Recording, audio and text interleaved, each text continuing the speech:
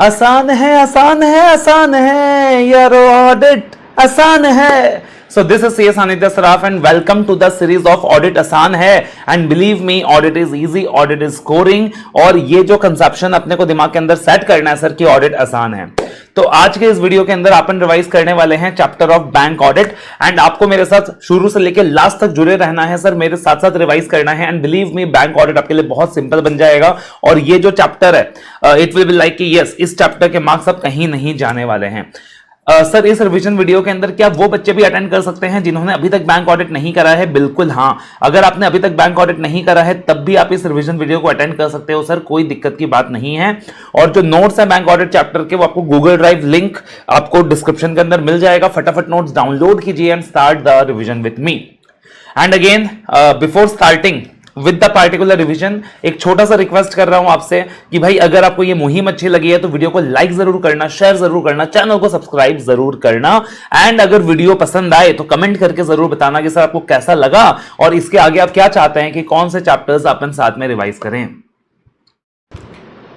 तो अपन इस पूरे चैप्टर को दो कैटेगरीज में डिवाइड करेंगे, one will be NPA related and another will be non NPA related. तो सर बैंक ऑडिट के अंदर अगर हम बात करें तो when we think about bank audit, तो बैंक ऑडिट जो है ना सर एक प्रैक्टिकली बहुत ज्यादा इंपॉर्टेंट चैप्टर है because all the chartered accountants practically depend on their revenues from bank audit. And अगर हम बात करें तो इंटर में भी जब बच्चा जाता है आर्टिकलशिप में बैंक ऑडिट करने के लिए तो वो क्लूलेस ना हो कि बैंक ऑडिट क्या है। दैट इज वाई आईसीआई ने क्या किया है, अपने इंटर के ऑडिट के सिलेबस में बैंक ऑडिट इंसर्ट कर दिया। तो पहले अपने सीए इंटर के ऑडिट के सिलेबस में बैंक ऑडिट नहीं हुआ करता था, बट फिर आईसीआई को लगा कि यार बच्चे क्लूलेस होते हैं, बैंक ऑडिट में जाते हैं उनको पता नहीं होता करना क्या है, so that is why inter के सिलेबस में भी बैंक ऑडिट इंसर्ट कर देते हैं। तो इस पार्टिकुलर चैप्टर के अंदर अपन क्या क्या चीजें डिस्कस करने वाले हैं, we are going to discuss the basics of banking, we are going to discuss कि पार्टिकुलरली बैंक ऑडिट में क्या अप्रोच रहता है, किस तरीके से अपन ऑडिट करते हैं, बैंकों का जो अकाउंट्स है वो किस प्रकार से बनता है, तो ये सारी चीजें अपन डिस्कस करने वाले हैं। उसके बाद सर अगर हम बात करें तो लॉजिकली आप सोच के बताओ मुझे कि बैंक के फंक्शंस क्या है। सर बैंक का जो फंक्शंस होता है ना वो होता है डिपॉजिट्स लेना और डिपॉजिट्स लेकर एडवांसेस देना, इन्वेस्टमेंट करना, ठीक है जी। तो बैंक के जो फंक्शंस होते हैं वो होते हैं डिपॉजिट्स लेने और फिर साथ ही साथ क्या करने सर, लोन्स देने और इन्वेस्टमेंट्स करने। अब आप सोच के देखो कि सर इसमें से सबसे क्रिटिकल एरिया कौन सा है जिसमें you feel that the ROMM is going to be the highest.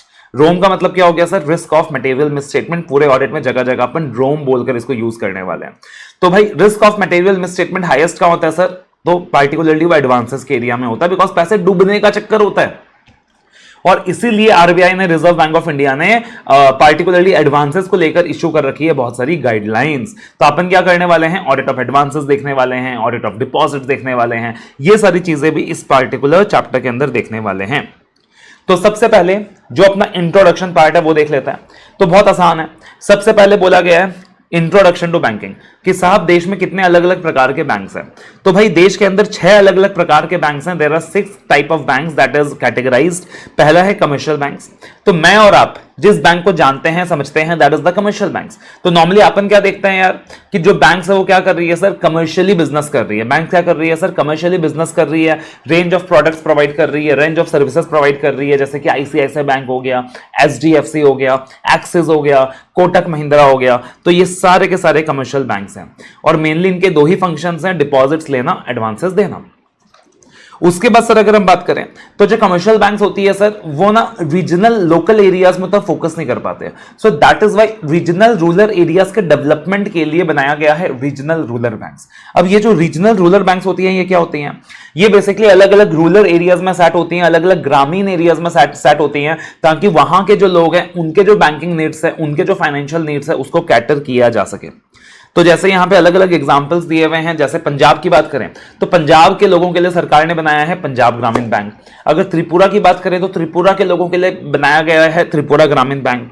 अगर इलाहाबाद की बात करें तो सरकार ने बनाया है इलाहाबाद यूपी ग्रामीण बैंक। अगर हम आंध्र प्रदेश की बात करें, साउथ की बात करें तो आंध्र प्रदेश ग्रामीण बैंक। महाराष्ट्र में भी वी हैव महाराष्ट्र ग्रामीण बैंक। तो इस तरीके से अलग अलग रीजनल रूरल बैंक्स हैं।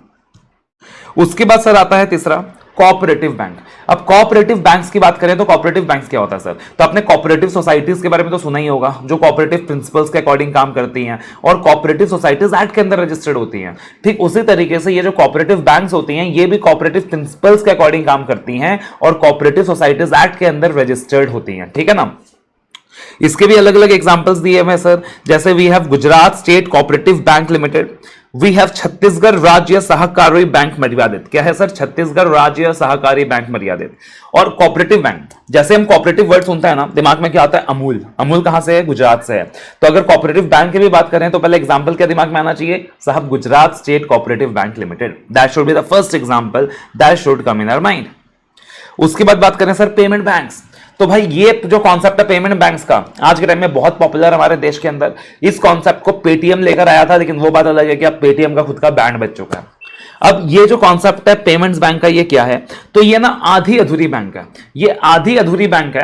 अब बेसिकली हम आधी अधूरी बैंक क्यों बोल रहे हैं सर? ये पेमेंट्स ले तो सकती हैं, मतलब डिपॉजिट्स ले तो सकती हैं, लेकिन ये लोन्स दे नहीं सकती हैं। They can take deposits but they can not issue loans and credit cards.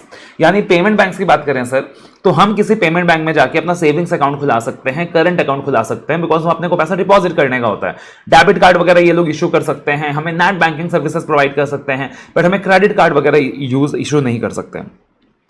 उसके बाद अगला आता है सर डेवलपमेंट बैंक्स। अब सर देश को अगर डेवलप करना है तो पार्टिकुलरली डेवलपमेंट के जो सेक्टर्स है वहां पैसा लगाना होगा, है ना? जैसे मेट्रो लाइंस है, ब्रिजेस है, रेलवे लाइंस है, इन सबको फाइनेंसिंग की जरूरत है। लेकिन साहब प्रॉब्लम यह है कि ये जो इंफ्रास्ट्रक्चर लोन्स है ये बहुत ही लॉन्ग टर्म लोन्स होते हैं और दैट इज वाई नॉर्मल जो बैंक्स होते हैं इन लोन्स को देने से हेजिटेट करते हैं। दैट इज वाई सरकार लेकर आया है कॉन्सेप्ट ऑफ डेवलपमेंट बैंक्स। ठीक है, जैसे एग्जांपल है सर, आपने सुना होगा IDBI, industrial development bank of India, और इडबी के साथ इसका छोटा भाई सिडबी यानी कि small industries development bank of India, and we also have IFCI that is industrial finance corporation of India.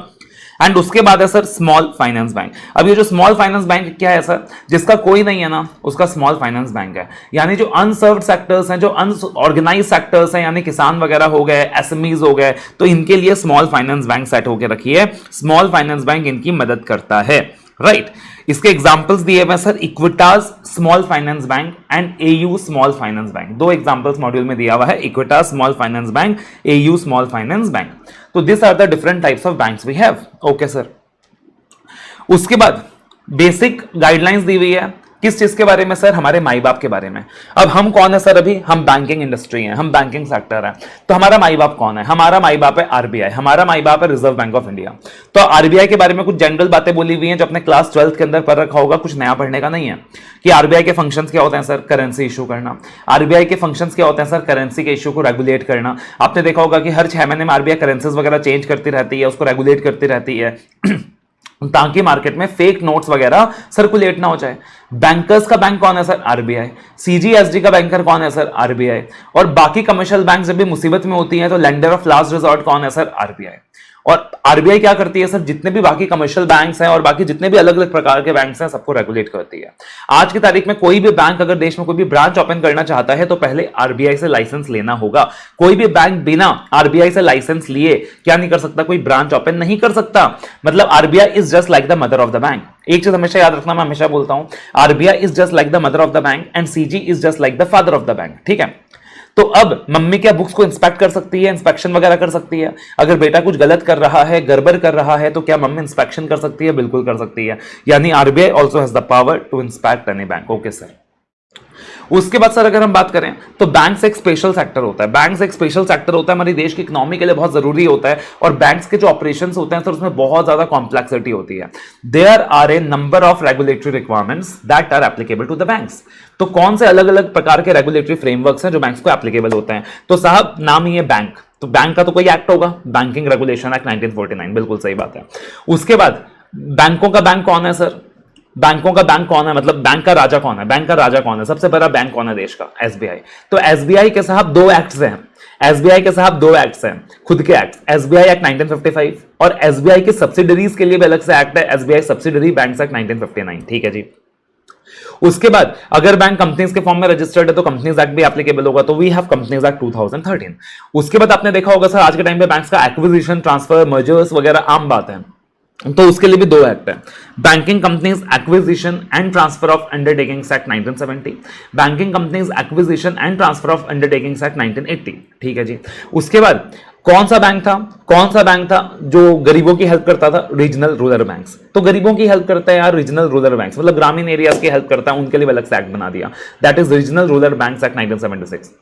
Banks जितना आईटी यूज करती हैं, बैंक से ज्यादा आईटी शायद ही देश में कोई और यूज करता होगा, तो आईटी एक्ट 2000 भी इनके ऊपर एप्लीकेबल है। और साहब अगर मनी लॉन्ड्रिंग को रोकना है तो बैंकों को एक्टिवली इन्वॉल्व होना होगा, so that is why money laundering रोकने के लिए prevention of money laundering act 2002 भी इनके ऊपर एप्लीकेबल है।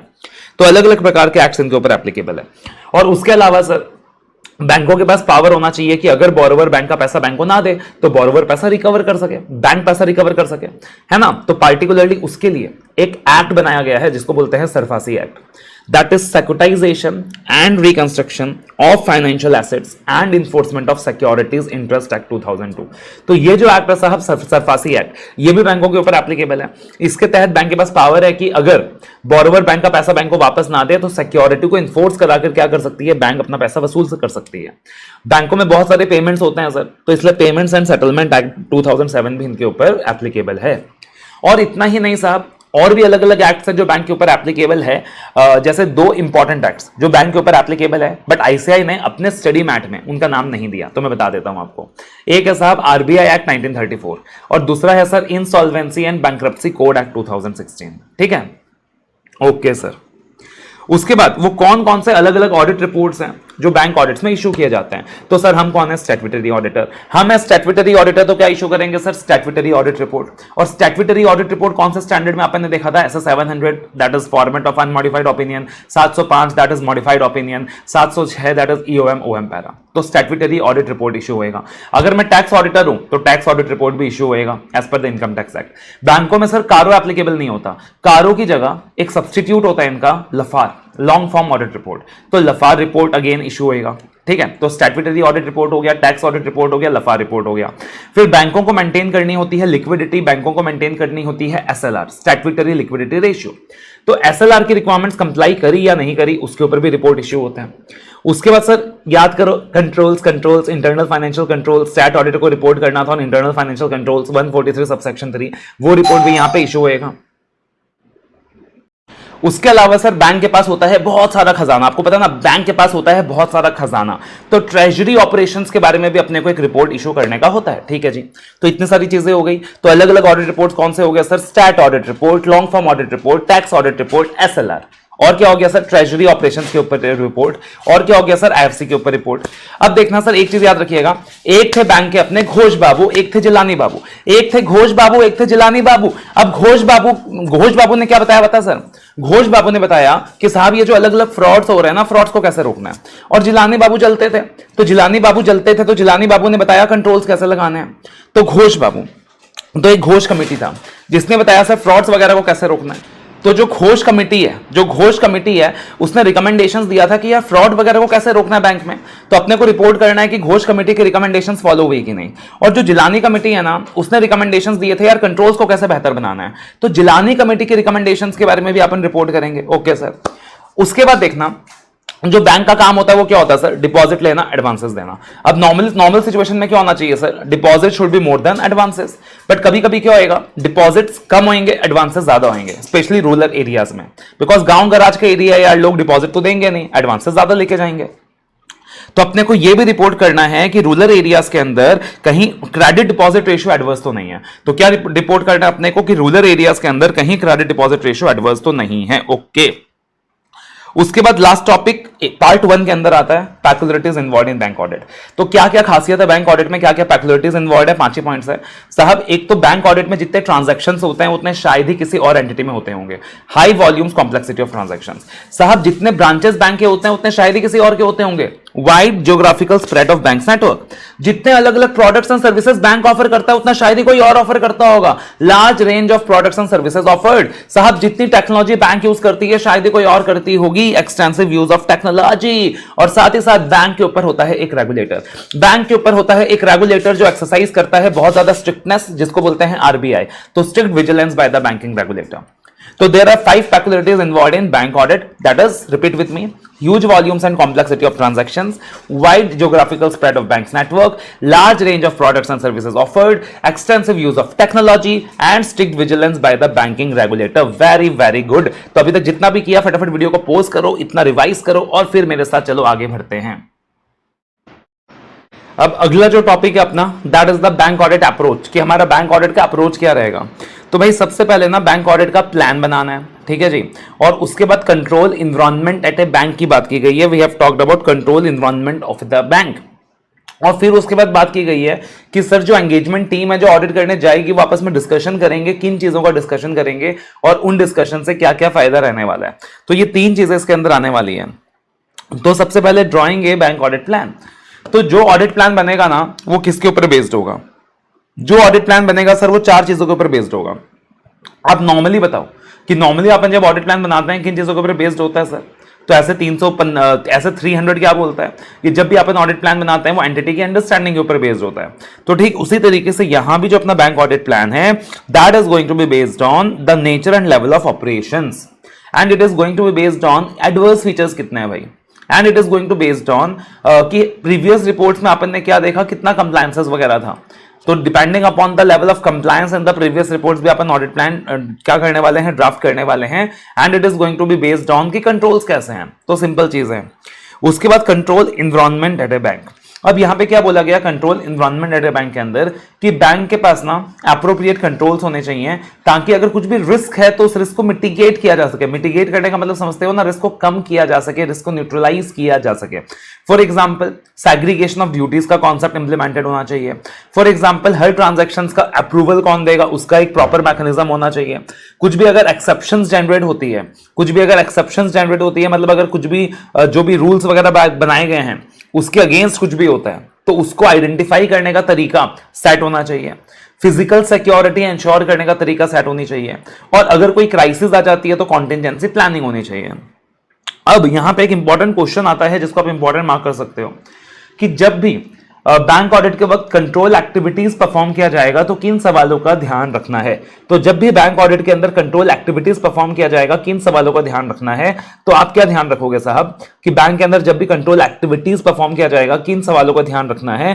तो आप ध्यान रखोगे साहब किसने किया, क्या किया, क्या ध्यान रखोगे, किसने किया, क्या किया, कब किया, कितनी बार किया। क्या ध्यान रखोगे, किसने किया, क्या किया, कब किया, कितनी बार किया, कहां किया, क्यों किया और फाइनली कैसे किया।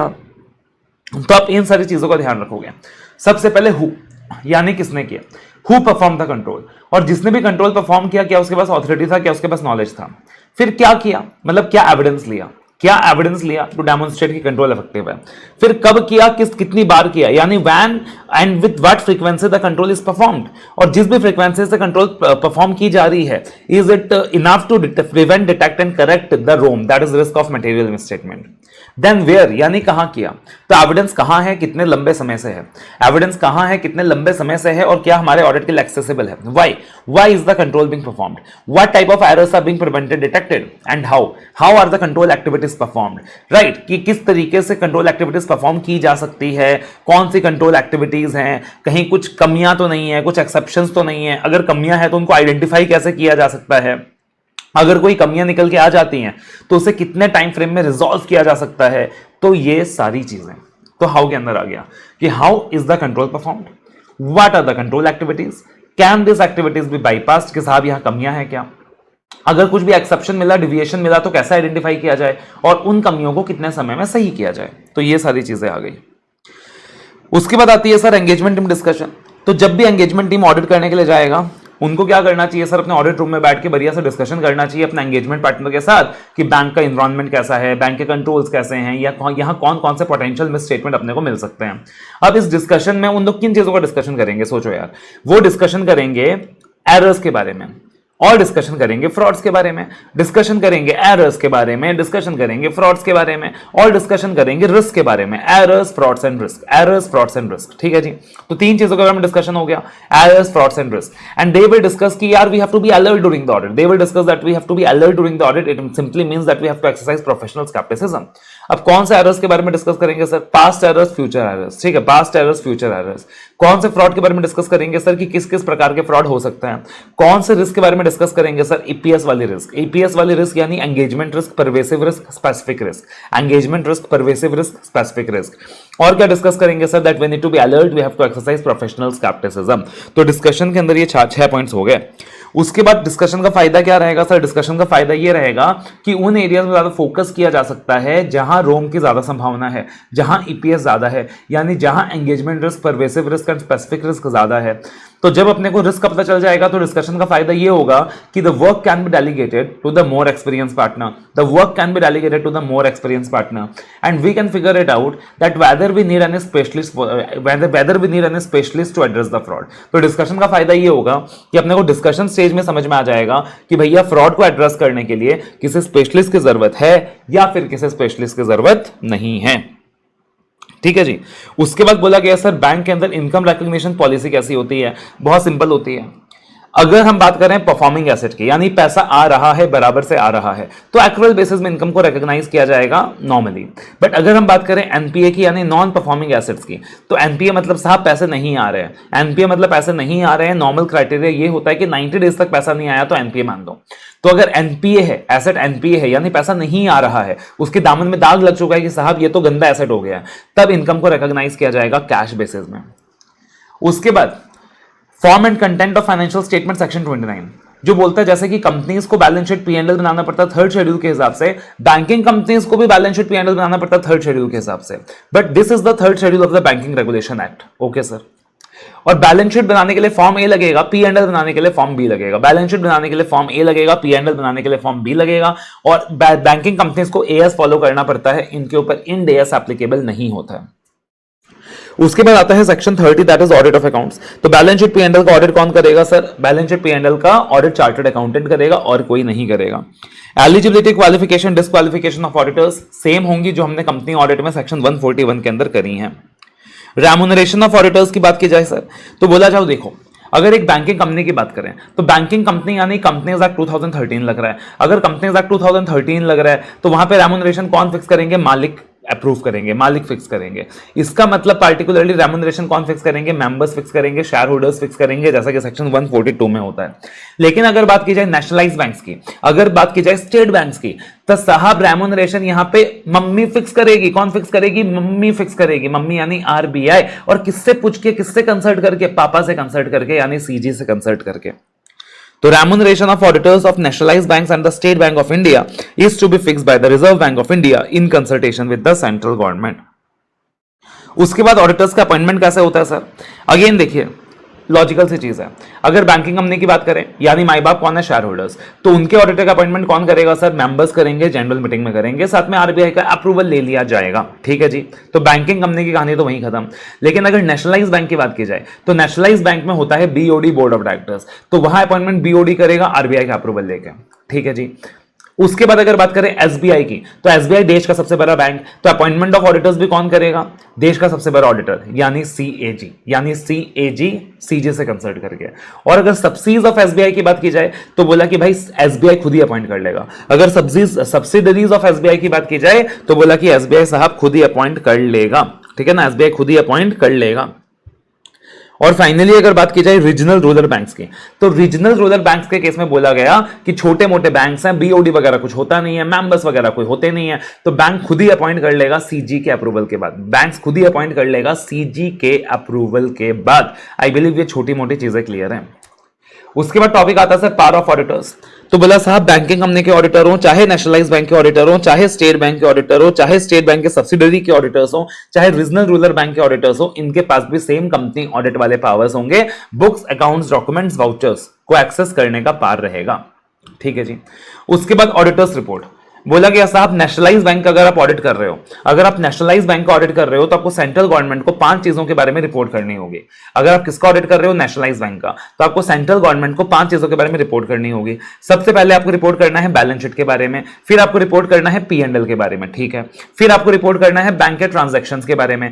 फिर देखो आप सारे ब्रांचेस का ऑडिट कर नहीं सकते, आप सारे ब्रांचेस का ऑडिट कर नहीं सकते, तो इसीलिए आपको रिपोर्ट करना है ब्रांच ऑडिटर के रिटर्न्स के बारे में, ब्रांच ऑडिटर के रिटर्न्स के बारे में, ठीक है। और फिर फाइनली बोला गया है एनी अदर मैटर। तो 5 चीजें हैं जिसके बारे में रिपोर्ट करना है। सबसे पहले बैलेंस शीट के बारे में, तो पहले पॉइंट में बोला है whether in his opinion the balance sheet is a full and fair balance sheet containing all the necessary particulars and exhibits a true and fair view, and अगर कोई भी इंफॉर्मेशन मांगी जाए whether the information was provided. दूसरी चीज साहब कि जो भी ट्रांजैक्शंस है बैंक के, वो बैंक के पास के अंदर है कि नहीं है। तीसरी चीज ब्रांचेस के रिटर्न जो भी मिले हैं एडिक्वेट है कि नहीं है। चौथी चीज P&L ट्रू एंड फेयर है कि नहीं है। और पांचवी चीज any other matter which he considers necessary to be brought to the notice of CG।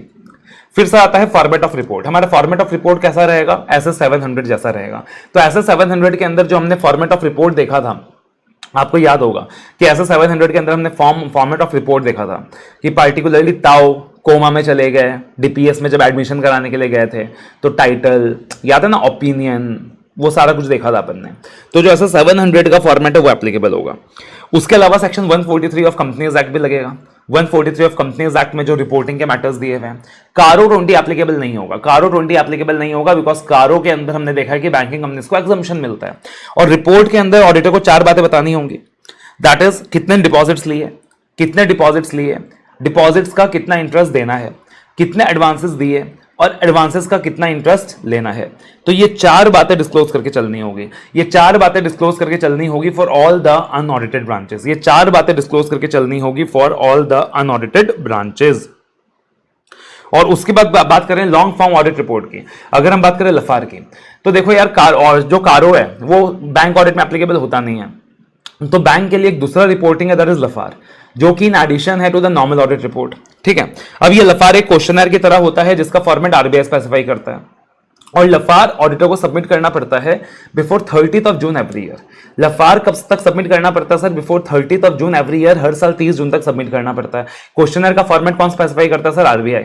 Branch auditors यहाँ पे अपना जो भी लफार का रिपोर्ट है वो प्रिंसिपल ऑडिटर को सबमिट करते हैं, जो सेंट्रल ऑडिटर होता है, और सेंट्रल ऑडिटर फिर सारे रिपोर्ट्स ना मैनेजमेंट को देता है, फिर जाके मैनेजमेंट आगे जाके क्या देता है, RBI को भेजता है। तो that is how the process goes on. और अब लफार क्योंकि बोला गया है कि लफार 30 जून तक सबमिट करना है, तो इसलिए बोला जाता है to ensure timely submission of LFAR, proper planning करने की जरूरत है, ठीक है ना।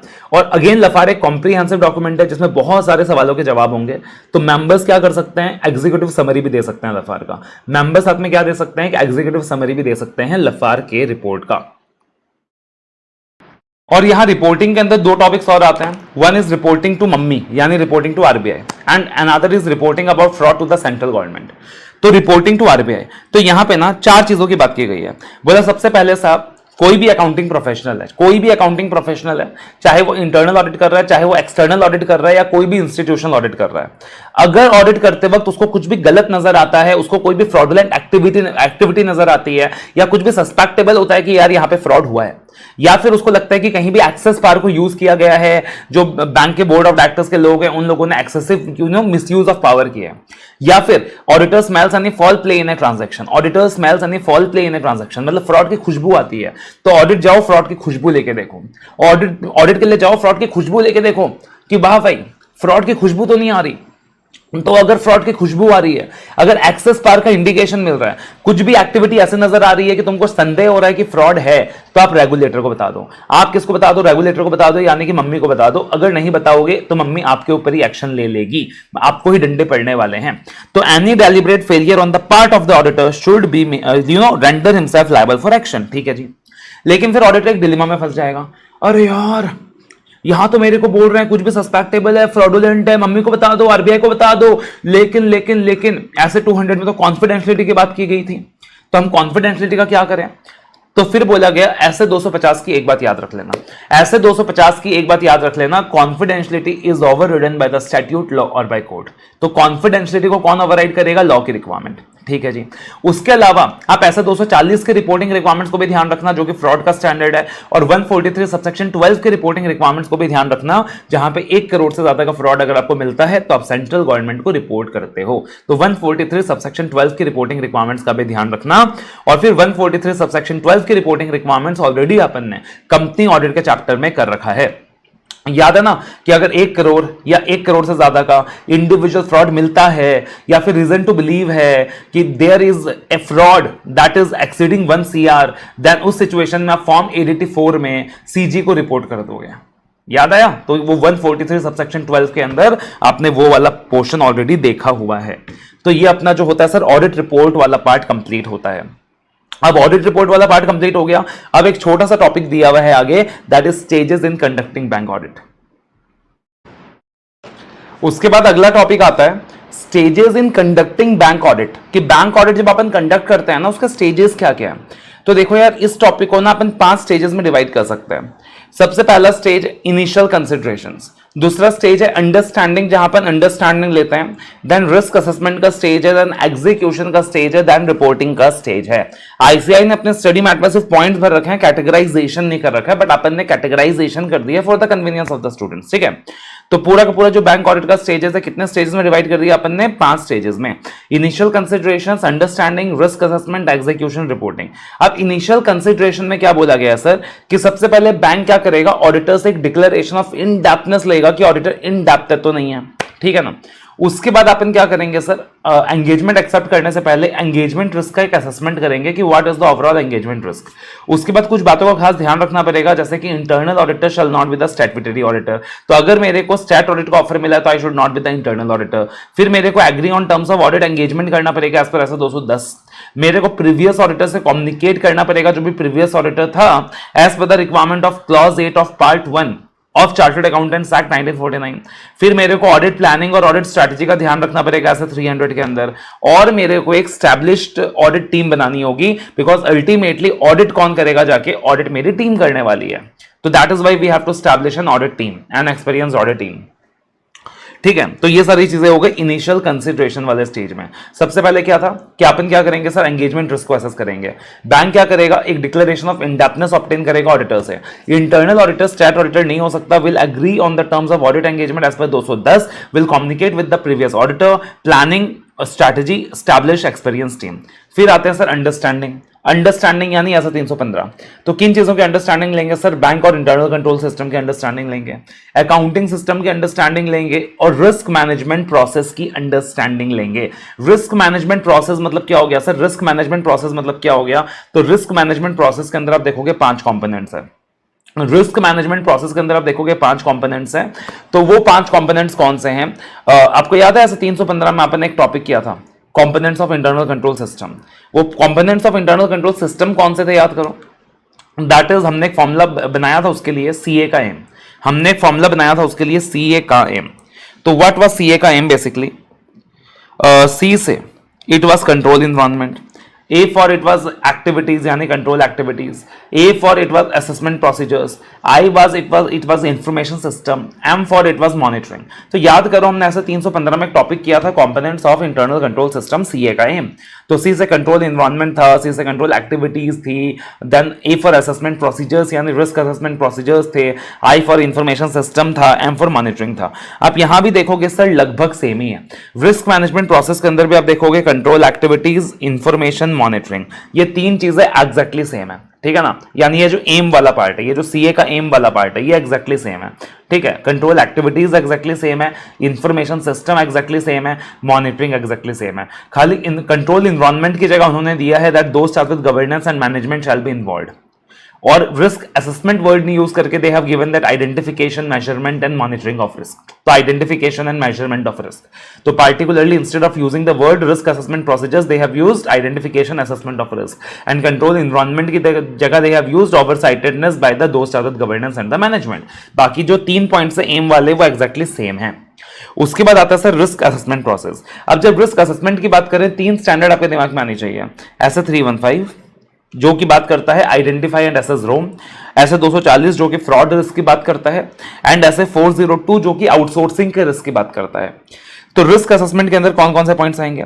सबसे पहले SA 315, that is identify and assess ROM, that is risk of material misstatement. Then SA 240, that is assess risk of fraud and money laundering. उसके लिए we have to check the compliance of KYC norms. KYC norms मतलब क्या होता है? Know your customer norms. तो basically जो banks जो know your customer norms maintain करती है ना, सारे डॉक्यूमेंटेशन वगैरह मेंटेन करती है हर क्लाइंट का, वो मनी लॉन्ड्रिंग एक्ट के हिसाब से करती है, मनी लॉन्ड्रिंग गाइडलाइंस के हिसाब से करती है।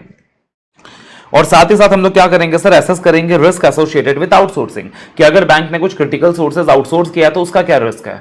तो ये 3 चीजों का रिस्क असेसमेंट करना है। उसके बाद आता है सर एग्जीक्यूशन। उसके बाद आता है सर एग्जीक्यूशन। अब एग्जीक्यूशन में किन चीजों का ध्यान रखना है सर? एग्जीक्यूशन में किन चीजों का ध्यान रखना है सर? तो यहां पे देखना 4 स्टैंडर्ड्स का रेफरेंस मैंने दिया है, ऐसे 330, 320, 570, 300। तो सबसे पहले जब हम रिस्पॉन्स असेस करते हैं 330 में करते हैं, रिस्पॉन्सेस टू असेस रिस्क। वो जो रिस्पॉन्स असेस होगा वो एज पर द एंगेजमेंट में डिस्कशन होगा, जो रिस्पॉन्स असेसमेंट होगा वो एज पर द एंगेजमेंट में डिस्कशन होगा, यानी ये वाला पॉइंट आ गया।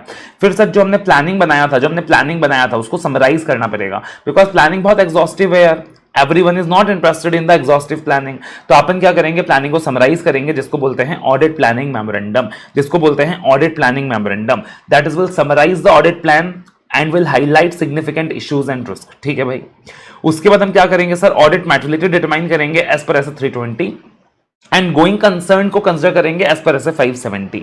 तो ऑडिट मैटेरियलिटी को डिटरमाइन करेंगे as per SA 320 and going concern को कंसिडर करेंगे एज पर 570। और फाइनली क्या करेंगे सर? अपन रिपोर्ट करेंगे, और रिपोर्टिंग करते वक्त will take into consideration adverse comments on advances in the other reports. तो इस तरीके से हम बैंक ऑडिट को अलग अलग स्टेजेस में डिवाइड कर सकते हैं। आप अगर बुक में देखोगे मॉड्यूल के हिसाब से जो अपना सैग्रीगेशन है, अगर आप वो वाली चीज देखोगे तो यहां पे बैंक ऑडिट स्टेजेस में पॉइंट्स तो सारे यही हैं। दैट इज आप देखो, सबसे पहले डिक्लेरेशन ऑफ इनडेप्थनेस आ गया, internal auditor should not be the stat auditor, planning as per SA 300, then उसके बाद कम्युनिकेशन विद प्रीवियस ऑडिटर, ऐसे 210 के हिसाब से agreeing the terms of audit engagement, ऐसे 510 का भी एक पॉइंट आता है। इनिशियल कंसिडरेशन में 510 का भी एक पॉइंट आता है, मतलब अगर अपना पहला ऑडिट है तो ऐसे 510 भी फॉलो करना है, जो ओपनिंग बैलेंस का स्टैंडर्ड है। Then assessment of engagement risk, assessment of engagement team, SA 315। फिर 315 के हिसाब से understanding and assessment of ROM, internal control, bank accounting process, risk management process. Risk management process के अंदर वो 5 points, that is oversightness and involvement in the control process by TCWG, identification, measurement, monitoring of risk, control activities, information system monitoring. फिर engagement team discussion, strategy plan, then audit planning memorandum, audit materiality का point, going concern, risk of money laundering, assess specific risk, outsourcing का risk, ऐसे 330 के हिसाब से responses to the assessed risk, और finally reporting। खाली यहाँ पे 2 पॉइंट्स ना अटपटे से दिए हुए हैं बीच में, जो आइडियली बैंक ऑडिट स्टेजेस में आना नहीं चाहिए, बट इंस्टीट्यूट ने बैंक ऑडिट स्टेजेस में डाल रखा है, तो ठीक है भाई। That is stress testing and Basel 3 framework. अब आइडियली स्ट्रेस 3 और आइडियली ये जो 2 टॉपिक्स हैं, स्ट्रेस टेस्टिंग और बेसल 3 फ्रेमवर्क, अलग से आना चाहिए था, मतलब अलग से देना चाहिए था, ऑडिट के स्टेजेस में नहीं देना चाहिए था। बट हमारी इंस्टीट्यूट हमारी माता है, इंस्टीट्यूट दिन बोले तो दिन, रात बोले तो रात, ठीक है ना। तो स्ट्रेस टेस्टिंग का मतलब क्या हो गया सर? स्ट्रेस टेस्टिंग का मतलब ये हो गया कि जनरली जितने भी कमर्शियल बैंक्स होती हैं ना, कमर्शियल बैंक्स को एक स्ट्रेस टेस्टिंग फ्रेमवर्क बनाना होता है कि उनके जो भी वो क्रिटिकल सॉफ्टवेयर्स वगैरह होंगे, उनकी रोबस्टनेस की वो प्रॉपर टेस्टिंग करेंगे। तो before launching the critical software they will determine the robustness of the software, कि कल को अगर लोड आ जाएगा तो वो सॉफ्टवेयर झेल पाएगा कि नहीं झेल पाएगा, and specially this requirement is more relevant for the critical software. This is what stress testing says, ठीक है। और उसके बाद होता है बेसल 3 फ्रेमवर्क। अब बेसल 3 फ्रेमवर्क क्या होता है बेसिकली? तो बीच में एक ऐसा हुआ था काफी साल पहले कि यूएस की इकोनॉमी में क्राइसिस आ गया था। अब उस क्राइसिस की वजह से काफी सारे रिफॉर्म्स इंट्रोड्यूस किए गए थे by the BCBS and FSB. BCBS and FSB का मतलब क्या हो गया?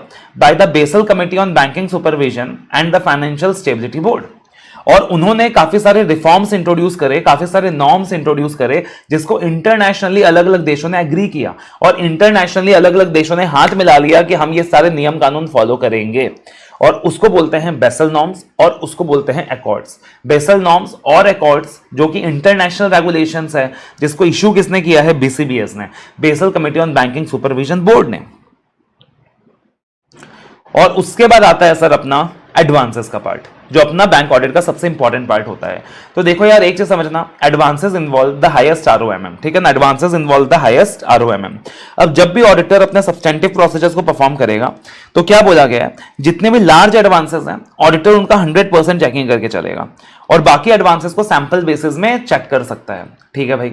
अब लार्ज एडवांसेस की वैसा तो कोई डेफिनेशन मॉड्यूल में दिया नहीं है, बट प्रैक्टिकली क्या होता है आपको बताऊं, कि किसी भी बैंक ने, अगर किसी भी ब्रांच ने अपने टोटल एडवांस का 10% एडवांस किसी क्लाइंट को दिया है ना, उसको बोलते हैं लार्ज एडवांस। तो ये प्रैक्टिकल बात है, एग्जाम के लिए रेलिवेंट नहीं है। तो अगर लार्ज एडवांसेस की बात करें तो ऑडिटर 100% एग्जामिनेशन करेगा और बाकी एडवांसेस को सैंपल बेसिस में चेक करेगा। ठीक है भाई। एडवांसेस को अलग अलग प्रकार से कैटेगराइज किया जा सकता है। जैसे एक कैटेगराइजेशन होता है funded advance, non funded advance. Funded advance का मतलब क्या होता है कि sir there is actual transfer of funds from the bank to the borrower, मतलब एक्चुअल में पैसे का फ्लो गया है, एक्चुअल में बैंक ने पैसे दिए हैं, जैसे कि टर्म लोन, कैश क्रेडिट। और फिर होता है नॉन फंडेड फैसिलिटीज, मतलब आज की तारीख में बैंक ने पैसे नहीं दिए हैं, फ्यूचर में हो सकता है पैसे देने पड़ जाए, बट आज की तारीख में बैंक ने पैसे नहीं दिए हैं। जैसे कि एग्जांपल्स हो गया sir bank guarantees and letters of credit. उसके बाद अगर बात करें तो सर एडवांसेस के अलग अलग एग्जांपल्स दिए हैं कि sir term loans is one of the type of advances, cash credit, overdraft, demand loans, these are the type of advances. Term loan का मतलब आपको समझ में आता है, लॉन्ग टर्म भी हो सकता है, शॉर्ट टर्म भी हो सकता है। कैश क्रेडिट फैसिलिटी क्या होगा, इससे बड़ा इंटरेस्टिंग कॉन्सेप्ट होता है कैश क्रेडिट फैसिलिटी। तो बेसिकली कैश क्रेडिट फैसिलिटी क्या होता है कि बोरोवर को बैंक एक वर्किंग कैपिटल लोन देता है, बोरोवर को बैंक एक वर्किंग कैपिटल लोन देता है based on the total inventory of the borrower and total debtors of the borrower. तो बोरोवर की जितने भी डेटर्स होंगे, जितने भी करंट एसेट्स होंगे, उसके बदले बैंक क्या करता है सर, बोरोवर को एक कैश क्रेडिट लिमिट देता है कि आप अकॉर्डिंगली क्या कर सकते हो सर, उस लिमिट को यूटिलाइज कर सकते हो अपने बिजनेस में। उसके बाद ओवरड्राफ्ट फैसिलिटी होती है, डिमांड लोन्स होती है जहां एक बैंक दूसरे बैंक को लोन देता है, बिल्स डिस्काउंट परचेज आपको पता ही है, participation on risk sharing basis, ये बेसिकली एक इस्लामिक कॉन्सेप्ट होता है जो इंडिया में एप्लीकेबल नहीं है, that is participation on risk sharing basis, जहां पे बैंक्स क्या करती हैं sir, instead of giving the loans वो रिस्क में पार्टिसिपेट करती हैं। तो आपको अगर शायद पता हो तो इस्लामिक कंट्रीज में क्या होता है कि as per the Shariah law banks बोलती हैं कि यार लोन्स में इंटरेस्ट चार्ज करना हराम है, तो दैट इज वाई वो क्या करती हैं, पार्टिसिपेट करती है ऑन रिस्क शेयरिंग बेसिस। और उसके बाद आता है इंटरेस्ट बेयरिंग स्टाफ लोन, जहां बैंक अपने स्टाफ को लोन देती है अगेंस्ट इंटरेस्ट। अब अगर बात करें हम तो सर ये जितने भी एडवांसेस हैं इनका डिस्क्लोजर्स बैलेंस शीट में कैसे दिखाया जाता है, तो category A, category B, category C. Category A में 3 तरीके के लोन्स दिखते हैं, BCT, bills purchase discounted, cash credit, overdraft, demand loans, term loans. उसके बाद आता है sir covered by tangible assets, covered by bank या government guarantees, unsecured, basically security वाली चीज आ गई। और फिर आ गया sir advances in India, advances outside India, कितने एडवांसेस इंडिया वाले हैं, कितना एडवांसेस इंडिया के बाहर वाले हैं।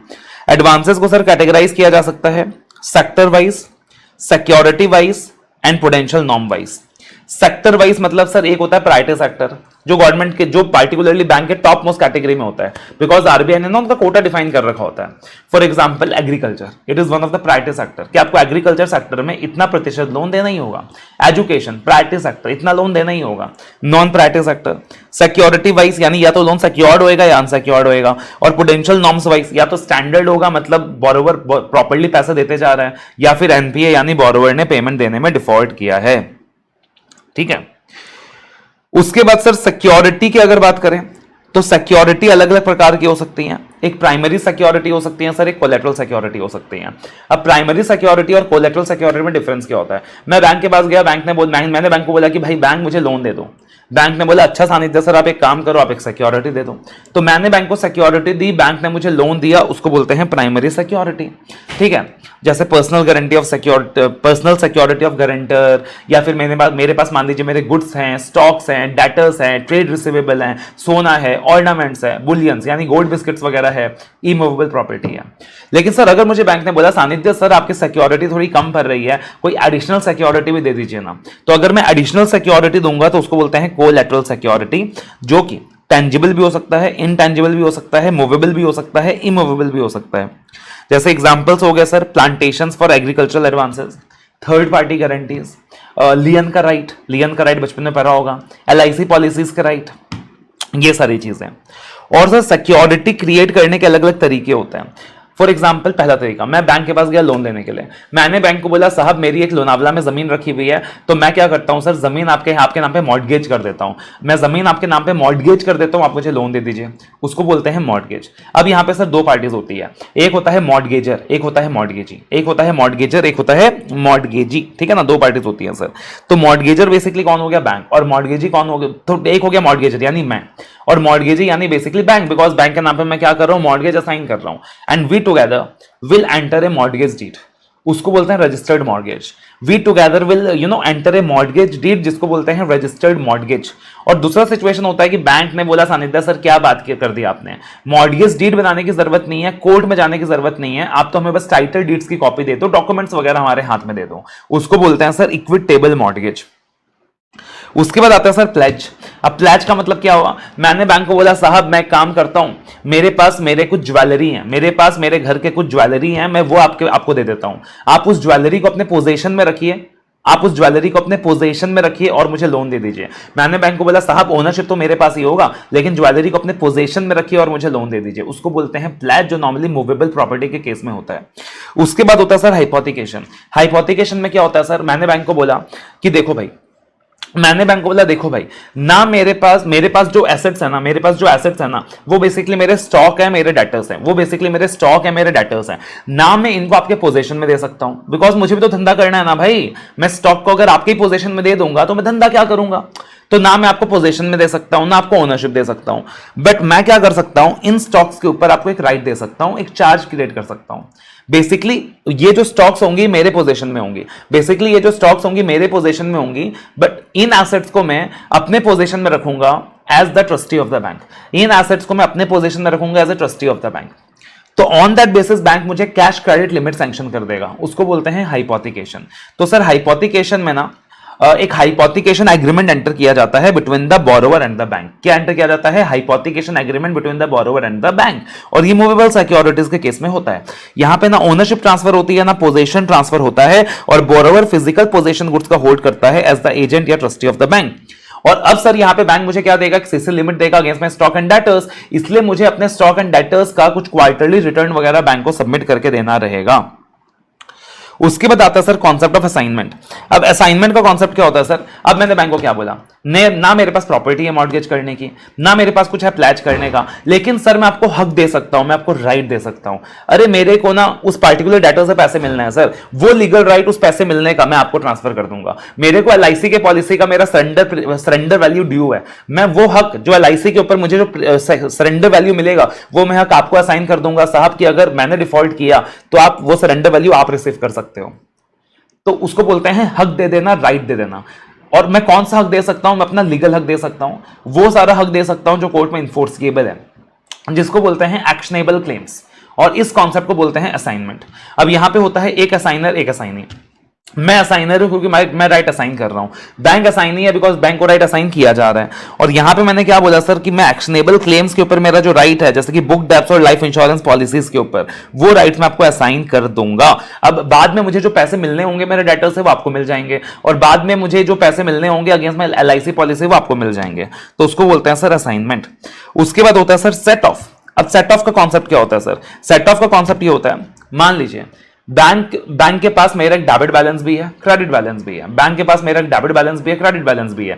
मैं बैंक से लोन लेने गया, मैंने बैंक से लोन लिया, बट मेरा एक एफडी भी बैंक के पास रखा हुआ है।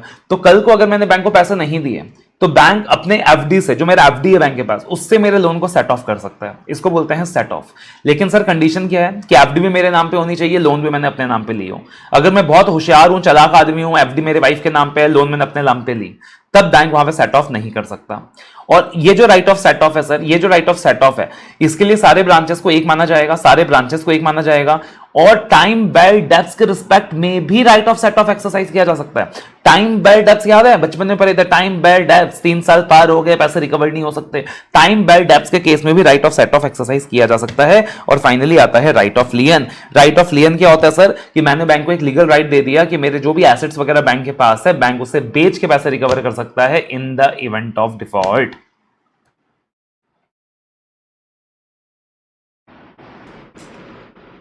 तो अब देखना, अपन बैंक ऑडिट के सबसे इंपॉर्टेंट पार्ट में आ रहे, that is the prudential norms. So this is the most important part as far as bank audit is concern, कि जो अपने एनपीए की गाइडलाइंस है वो क्या है। तो यहां अपन ने एक टाइमलाइन बनाया है, टाइमलाइन के थ्रू ही अपन रिवाइज करेंगे, ठीक है। तो सबसे पहले अगर हम बात करें, सबसे पहले होता है सर स्टैंडर्ड एसेट। अब स्टैंडर्ड एसेट का मतलब क्या होता है, जहां पेमेंट रेगुलरली आ रही है, पेमेंट रेगुलरली आ रही है। अब एनपीए का मतलब क्या होता है, देखना ये टाइमलाइन देखना। तो एनपीए का मतलब क्या होता है, जैसे ही 90 डेज का डिफॉल्ट हो गया, जैसे ही 90 डेज का डिफॉल्ट हो गया पेमेंट में, तब हम उस एसेट को बोलते हैं एनपीए, ठीक है भाई। तो जैसे ही 90 डेज का डिफॉल्ट हो गया पेमेंट के अंदर, हम उस एसेट को बोलते हैं एनपीए। और मान लीजिए 90 डेज का डिफॉल्ट अभी तक नहीं हुआ है, मगर डिफॉल्ट तो हो गया, 90 डेज का डिफॉल्ट नहीं हुआ मगर डिफॉल्ट तो हो गया, तब हम उसको बोलते हैं SMA, that is special mention account, ठीक है। तो मतलब एज सच उसको बैड क्लासिफिकेशन नहीं माना जाता, बट स्टिल बैंक क्या करती है, उसे एसएमए बोलकर रिकॉग्नाइज करती है। और एसएमए का मतलब होता है अकाउंट्स रिप्रेजेंटिंग स्ट्रेस सिग्नल्स, कि यार इस अकाउंट से ना स्ट्रेस आना शुरू हो गया है, मतलब कि यार सामने वाले ने पैसे नहीं दी तो अकाउंट से क्या आ गया, स्ट्रेस मिलना शुरू हो गया। तो आप देखना एसएमए के भी 3 क्लासिफिकेशन होते हैं। 0 to 30 डेज का overdue will call it SMA 0, 31 to 60 days का default will call it SMA 1 and 61 to 90 days का default will call it SMA 2, ठीक है। अब जैसे 90 डेज का डिफॉल्ट हो गया, हम एसेट को बुलाएंगे NPA, that is non performing asset. अब एनपीए में भी ना अलग अलग कैटेगरीज हैं। जैसे ही एसेट एनपीए बना, अगले 12 महीने तक, अब टाइमलाइन देखना, अगले 12 महीने तक एसेट को बुलाएंगे सबस्टैंडर्ड, ठीक है जी। उसके बाद 12 महीने खत्म हो गए, 12 महीने खत्म हो गए, अब उसके बाद अगले 1 साल तक, उसके बाद अगले 1 साल तक एसेट को बुलाएंगे D1 डाउटफुल 1, ठीक है जी। अब D1 डाउटफुल 1 कैटेगरी में एसेट 1 साल तक रहेगा। उसके बाद अगले 2 साल तक एसेट को बुलाएंगे डाउटफुल 2, ठीक है, अगले 2 साल तक। और उसके बाद D2 का क्लासिफिकेशन भी खत्म हो गया, तो बाद में फिर D3 है, बाद में फिर D3 है। तो इस तरीके से अपन यहां पे एसेट का क्लासिफिकेशन करते हैं, that is 90 days, 12 months 1 year 2 years, ठीक है ना, 12 मंथ्स 1 ईयर 2 ईयर्स, 90 डेज के बाद 12 मंथ सब स्टैंडर्ड, 12 मंथ्स के बाद 1 ईयर D1, 1 ईयर के बाद 2 year D2 and then D3। अब इनकम रिकॉग्निशन की बात करें, तो जब तक एसेट एसएमए कैटेगरी में भी है, जब तक एसेट एनपीए नहीं बना, तो इनकम रिकॉग्निशन एक्रुअल बेसिस में होता रहेगा। लेकिन जैसे ही एसेट एनपीए बन गया, तो इनकम रिकॉग्निशन कैश बेसिस में होना शुरू हो जाएगा। अब सर प्रोविजनिंग की गाइडलाइंस क्या बोलती हैं, कि प्रोविजन भी बना के चलने होंगे, है ना, कि क्या पता पैसे ना आए फ्यूचर में, तो प्रोविजन भी बना के चलने होंगे। तो प्रोविजनिंग के पर्पस के लिए we have classified the assets into 2 portion, secured unsecured. तो सर स्टैंडर्ड एसेट के लिए भी प्रोविजन बनाना होता है, स्टैंडर्ड एसेट के लिए भी प्रोविजन बनाना होता है। ये परसेंटेज आपके आईसीआई के स्टडी मॉड्यूल में नहीं दी हुई है, दैट इज 0.4%, कि यार ठीक है भले स्टैंडर्ड एसेट है, लेकिन 0.4% का प्रोविजन मान के चलो। फिर उसके बाद जैसी पार्टिकुलरली एसेट सब स्टैंडर्ड कैटेगरी में आ जाता है, सब स्टैंडर्ड कैटेगरी में आ जाता है, तो इन दैट पार्टिकुलर सिचुएशन आप क्या करोगे सर, सिक्योर्ड पोर्शन में 15% का प्रोविजन बना लोगे। कितना, 15% का। उसके बाद D1 कैटेगरी में 25% का, D2 कैटेगरी में 40% का, D3 कैटेगरी में 100% का। तो how much provision you are going to make for the secured portion, whenever the asset comes in the substandard asset 15%, then D1 के लिए 25%, then T2 के लिए 40%, D3 के लिए 100%. So you can remember it as 15, 25, 40, 100. और unsecured portion के लिए sir बहुत सिंपल है, सब स्टैंडर्ड में 25 है, बट उसके बाद सीधा 100% हो जाएगा, डाउटफुल में पहुंचते ही 100% हो जाएगा। और याद रखिएगा ये परसेंटेजेस क्यूमुलेटिव इन नेचर हैं, यानी D1 स्टेज में जब अपन पहुंचेंगे तो सिक्योर्ड पोर्शन के लिए 15% का प्रोविजन तो बना के रखा हुआ होगा ऑलरेडी अपन ने, अपने को और एडिशनली 10% का ही प्रोविजन बनाना पड़ेगा। और एक और कॉन्सेप्ट आता है सर लॉस एसेट। अब लॉस एसेट का मतलब क्या होता है, जहां पे अपन 100% डेप्थ राइट ऑफ कर लेते हैं कि कुछ पैसे नहीं मिलने। अब एसेट को लॉस एसेट कब माना जाता है, एसेट को लॉस एसेट 2 सिचुएशन में माना जाता है। पहला, कंपनी के स्टैट ऑडिटर ने या इंटरनल ऑडिटर ने या आरबीआई इंस्पेक्टर ने सर्टिफाई कर दिया कि एसेट लॉस एसेट है। तो अगर बैंक के stat auditor, internal auditor, RBI inspector ने सर्टिफाई कर दिया कि एसेट लॉस एसेट है, तो उसे लॉस एसेट मान लीजिए। और दूसरी चीज, as per the last inspection जो रियलाइजेबल वैल्यूज ऑफ सिक्योरिटीज निकल के आ रही है सर, वो 10% से भी कम है, मतलब इरोजन इन सिक्योरिटी 90% तक हो गया सर, और रियलाइजेबल वैल्यू ऑफ सिक्योरिटीज 10% से भी कम रह गया है, तब भी आप एसेट को लॉस एसेट मान लोगे। ठीक है जी। सिमिलरली डाउटफुल एसेट में क्लासिफिकेशन का एक और क्राइटेरिया है, that instead of going by the stage wise classification, that is 90 days 12 months, अगर erosion in value of security इतना ज्यादा होता है कि रियलाइजेबल वैल्यू 50% से कम रह जाती है, ठीक है ना, तब in that situation also advance को हम डाउटफुल मान लेते हैं। तो क्या बोला मैंने सर कि erosion in value of security इतना ज्यादा होता है कि रियलाइजेबल वैल्यू 50% से भी कम रह जाती है, तो without going through the stages of classification, advance will recognise as doubtful. ठीक है भाई। उसके बाद सर एनपीए का क्राइटेरिया एग्जैक्टली है क्या? 90 डेज का जो क्राइटेरिया आपने डिस्कस करा वो कौन से केसेस में है? मैं आपको बता दूं 90 डेज का क्राइटेरिया है टर्म लोन्स के केस में, बिल्स वगैरह के केस में, क्रेडिट कार्ड के केस में।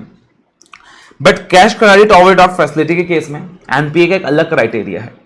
कैश क्रेडिट या ओवरड्राफ्ट फैसिलिटी के केस में बोला जाता है कि अगर अकाउंट आउट ऑफ ऑर्डर हो जाए, अगर अकाउंट आउट ऑफ ऑर्डर हो जाए, ओ हो जाए, तब अकाउंट एनपीए बन जाएगा। और सिमिलरली एग्रीकल्चरल एडवांसेस में अलग क्लासिफिकेशन है, अलग कैटेगरी है। ठीक है, तो पहले एग्रीकल्चरल एडवांसेस का देख लेते हैं, फिर अपन कैश क्रेडिट ओवरड्राफ्ट फैसिलिटी में जाएंगे। तो एग्रीकल्चरल एडवांसेस में क्या बोला सर? बोला साहब एग्रीकल्चरल एडवांसेस ना एक प्रायोरिटी सेक्टर है, तो क्योंकि ये प्रायोरिटी सेक्टर है इसका एनपीए का क्लासिफिकेशन अलग है, 90 डेज का सिस्टम यहां नहीं लगता। अब एग्रीकल्चरल एडवांसेस दो तरीके के क्रॉप्स के लिए दिए जा सकते हैं, either it can be given for long duration crops or it can be given for short duration crops। ठीक है, अब देखिएगा सर लॉन्ग ड्यूरेशन क्रॉप्स कौन से क्रॉप्स होते हैं? जिनको ग्रो करने में, हार्वेस्ट करने में 12 महीने या 12 महीने से ज्यादा का समय लगता है। जैसे फॉर एग्जांपल मैंगो हो गया, बैम्बू हो गया, कोकोनट हो गया, ओपियम हो गया, ये सारे लॉन्ग ड्यूरेशन क्रॉप्स माने जाते हैं। और शॉर्ट ड्यूरेशन क्रॉप्स यानी वो क्रॉप्स होते हैं जिनको ग्रो करने और हार्वेस्ट करने में 12 महीने से कम का समय लगता है। जैसे राइस हो गया, पोटैटो हो गया, व्हीट हो गया, ऑल द एसेंशियल्स। ठीक है भाई, तो शॉर्ट ड्यूरेशन क्रॉप्स में ग्रो हार्वेस्टिंग का समय कम है, लॉन्ग ड्यूरेशन क्रॉप्स में बहुत ज्यादा है, 12 महीने तो मिनिमम है, 2 साल, 3 साल, 4 साल भी हो सकता है। तो बोला देखो भाई लॉन्ग ड्यूरेशन क्रॉप्स में और शॉर्ट ड्यूरेशन क्रॉप्स में क्राइटेरिया क्या रहेगा? शॉर्ट ड्यूरेशन क्रॉप्स के केस में अगर इंस्टॉलमेंट ओवरड्यू हो जाए फॉर 2 क्रॉप सीजन्स, तब जाके अकाउंट को एनपीए माना जाएगा। अगर इंस्टॉलमेंट ओवरड्यू हो जाए कितने समय के लिए? एटलीस्ट फॉर 2 क्रॉप सीजन, तब अकाउंट को एनपीए माना जाएगा। और अगर लॉन्ग क्रॉप सीजन की बात की जाए तो अगर इंस्टॉलमेंट ओवरड्यू हो जाए फॉर 1 क्रॉप सीजन, यहां पे 1 crop season because already the time is too big, already 12 महीने या 12 महीने से ज्यादा का समय लग रहा है, तो अगर इंस्टॉलमेंट ओवरड्यू है फॉर 1 क्रॉप सीजन अकाउंट को एनपीए माना जाएगा। तो यहां पे 1 क्रॉप सीजन और 2 क्रॉप सीजन का चक्कर है। और उसके बाद बात करें तो सेकंड क्राइटेरिया क्या थी अपनी? कैश क्रेडिट या ओवरड्राफ्ट फैसिलिटी। अब सर ये कैश क्रेडिट फैसिलिटी होता क्या, सबसे पहले समझ लो, तब आप एनपीए का क्लासिफिकेशन समझ पाओगे। मान लो एक बिजनेसमैन हूं मैं, मुझे धंधा करने के लिए वर्किंग कैपिटल लोन चाहिए, शॉर्ट टर्म लोन चाहिए। ठीक है भाई, तो पार्टिकुलरली मैं कौन हूं सर? एक बिजनेसमैन हूं, मतलब मैं एक बोरोवर हूं, मुझे बैंक से पैसा लेना है। मैं गया बैंक के पास, मैंने बोला बैंक को कि भाई मुझे बिजनेस करने के लिए वर्किंग कैपिटल लोन चाहिए। अब उसके लिए बैंक मुझे एक सीसी फैसिलिटी दे सकता है। मतलब बैंक क्या करेगा? सबसे पहले तो मेरा एक सैंक्शन लिमिट कैलकुलेट करेगा कि सानिध्य सर का सैंक्शन लिमिट क्या हो सकता है, मतलब सानिध्य सर का मैक्सिमम क्रेडिट वर्थीनेस को कंसीडर करके, नेटवर्थ को कंसीडर करके, considering the past record everything, what is the maximum amount of loan that can be sanction to him.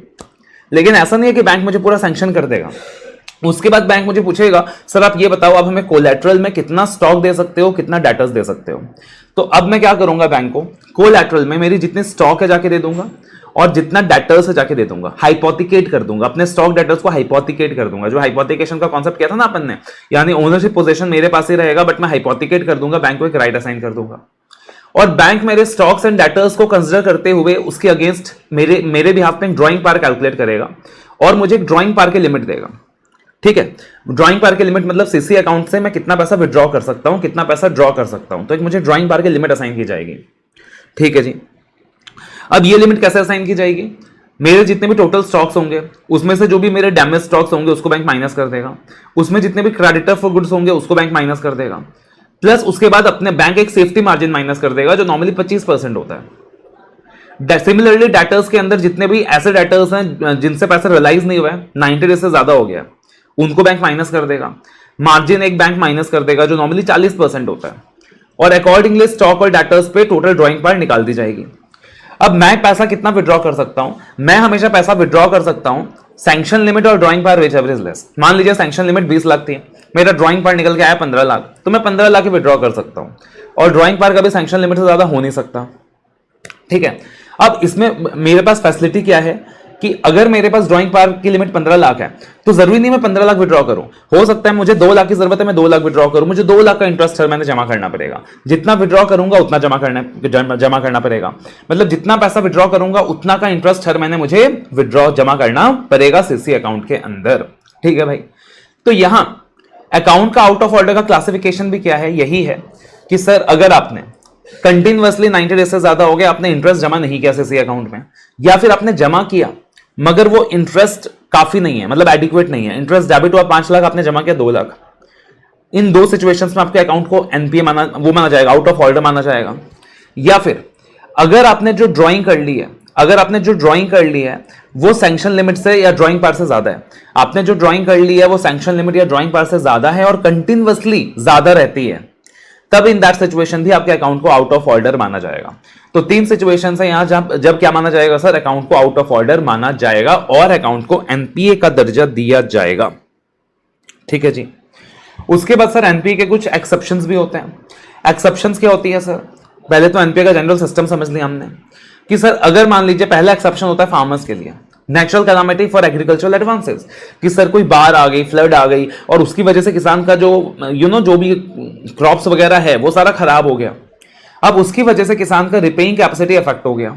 इस सिचुएशन में ना बैंक्स फार्मर्स को एनपीए डिक्लेयर नहीं करती, रादर बैंक फार्मर्स की मदद करती है, उनके लोन्स को रीशेड्यूल करती है, नए एडवांसेस देती है। तो बोला साहब इस सिचुएशन के अंदर बैंक पार्टिकुलरली फार्मर्स को एनपीए डिक्लेयर नहीं करेगा, रादर अब एनपीए क्लासिफिकेशन जो भी न्यू टर्म्स हैं उनके हिसाब से होंगे, जो भी न्यू लोन्स वगैरह दिए गए हैं या रिक्लासिफिकेशन हुआ है उसके हिसाब से होगा। दूसरा एक्सेप्शन है सेंट्रल गवर्नमेंट ने गारंटी दी है और गारंटी को रेपुडिएट नहीं किया, गारंटी को वापस नहीं लिया। किसने गारंटी लिया सर, सीजी गारंटी, यानी मोदी साहब ने गारंटी ली है। केजरीवाल साहब के गारंटी से कुछ काम चलेगा क्या, नहीं चलेगा। State government guarantee is not counted. CG ने गारंटी दी है, not reputed, then in that particular situations उस अकाउंट को एनपीए नहीं माना जाएगा, भले ही 90 डेज से ज्यादा का डिफॉल्ट हो। बट यहां पे एक चीज ध्यान रखिएगा सर, एग्जम्पशन जो मिलेगा ना एनपीए क्लासिफिकेशन से तो मिल जाएगा, बिकॉज अकाउंट को हम लोग क्या मान के चलेंगे, पीए मान के चलेंगे। प्रोविजनिंग से भी मिल जाएगा, बिकॉज अगर अकाउंट को पीए मान के चलेंगे तो प्रोविजंस बनाने नहीं होंगे। बट इनकम रिकॉग्निशन के केस में एग्जम्पशन नहीं मिलेगा।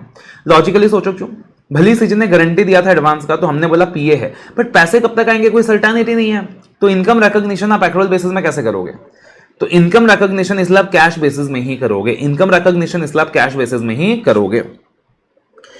एक और एक्सेप्शन है सर एनपीए का, कि अगर मान लीजिए एडवांसेस दिए गए हैं अगेंस्ट टर्म डिपॉजिट्स, या फिर एडवांसेस दिए गए हैं अगेंस्ट नेशनल सेविंग सर्टिफिकेट, या फिर एडवांसेस दिए गए हैं अगेंस्ट इंद्र विकास पत्र, या फिर एडवांसेस दिए गए हैं किसान विकास पत्र के अगेंस्ट। अब ये जो चीजें होती है ना ये 100% सिक्योर्ड होती हैं और इनके अगेंस्ट पैसा इमीडिएटली रियलाइज भी किया जा सकता है। सो दैट इज वाई अगर एडवांसेस टर्म डिपॉजिट्स के अगेंस्ट दी गई है, एनएससी के अगेंस्ट दी गई है, आईवीपी के अगेंस्ट दी गई है, केवीपी के अगेंस्ट दी गई है और बैंक ने थोड़ा सा मार्जिन रखा है अपने हाथ में, मतलब मान लो एनएससी में 10 लाख पड़े हैं, बैंक ने 8 लाख ही दिए, ठीक है ना। टर्म डिपॉजिट बैंक के पास 10 लाख है, बैंक ने 8 लाख ही दिया, बैंक ने मार्जिन रखा है थोड़ा सा। तब इन दैट सिचुएशन अगर बोरोवर डिफॉल्ट करता भी है उसे एनपीए नहीं माना जाएगा। और यहां पे याद रखिएगा, यहां पे कंप्लीट एग्जम्पशन मिलेगा एनपीए से, पार्शियल एग्जम्पशन नहीं मिलेगा। जैसे सीजी वाले केस में क्या हुआ था सर, पार्शियल एग्जम्पशन मिला था। पार्शियल एग्जम्पशन कैसे मिला था, एनपीए क्लासिफिकेशन से तो एग्जम्पशन मिल गया था, प्रोविजनिंग से भी मिल गया था, बट इनकम रिकॉग्निशन से नहीं मिला था। बट यहां पे जो एग्जम्पशन मिलेगी कंप्लीट एग्जम्पशन मिलेगी, यानी क्लासिफिकेशन से भी मिलेगी, प्रोविजनिंग से भी मिलेगी और साथ ही साथ इनकम रिकॉग्निशन से भी मिलेगा। इनकम रिकॉग्निशन भी यहां एक्रूअल बेसिस में किया जा सकता है, कोई दिक्कत की बात नहीं है, क्योंकि पैसा रियलाइजेबल है, कभी भी रियलाइज किया जा सकता है बैंक के द्वारा। ठीक है, तो ये क्या हो गया सर, बैंक के एग्जम्पशंस हो गए, एनपीए के एग्जम्पशंस हो गए। तो जो प्रोविजंस यहां वहां स्कैटर्ड थे वो अपन सब एक जगह ले आए और एक जगह लाके अपन ने रिवाइज कर लिया।